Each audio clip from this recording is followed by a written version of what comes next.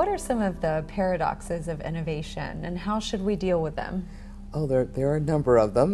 One of the most, in some ways, the best way to describe one of the paradoxes is really the individual versus the collective, right? So I have an idea, new maybe, but is that idea useful? So the first paradox is really that you do have to unleash all these diverse slices of genius, but we all know that you can unleash diverse slices of genius and diverse ideas and have chaos and conflict, and it doesn't turn into anything useful.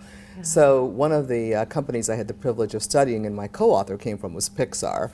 So they talk about the importance of, for instance, what we ended up talking about is creative abrasion, which is a concept you do see in the innovation research. Basically, the idea is that you never really get innovative ideas unless you unleash them and then you abrade them against each other. So you actually have to have that diversity and the conflict to refine those ideas to create a robust marketplace of ideas. So the first paradox is about how do you get that marketplace of ideas, how do you get the individual and the collective going.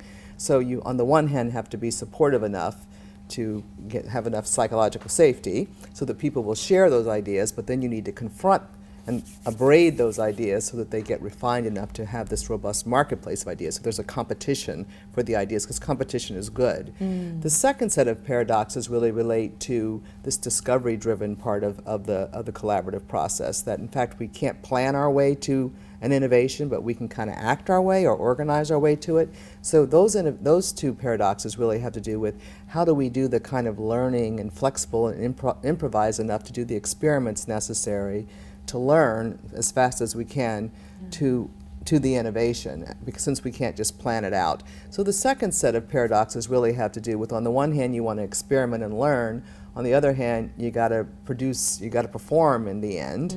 And so, for instance, at Pixar again, everything is considered to be open, and everything can change until the movie actually wraps. So there is a lot of learning and development and improvisation, not a whole lot of there's structure, but pretty iterative process. But at some point, the director, they need to finish the movie, and it needs to be there, right?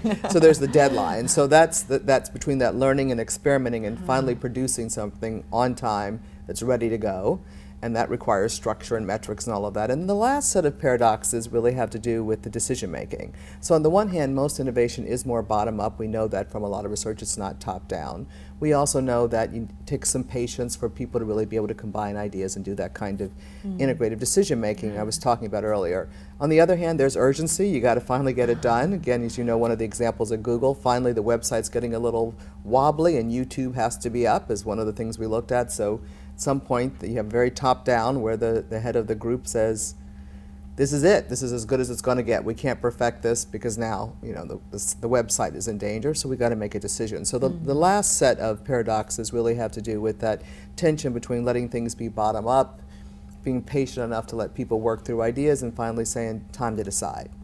Got to get moving, and that often requires very top-down activity, particularly in organizations that tend to have very very bold kind of ambition and really want to do things with excellence, which is quite important. But on the other hand, you got to be pragmatic about it, and it's got to get done.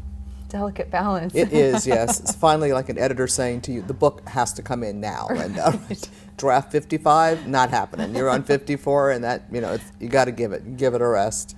Otherwise, you'd keep playing at it.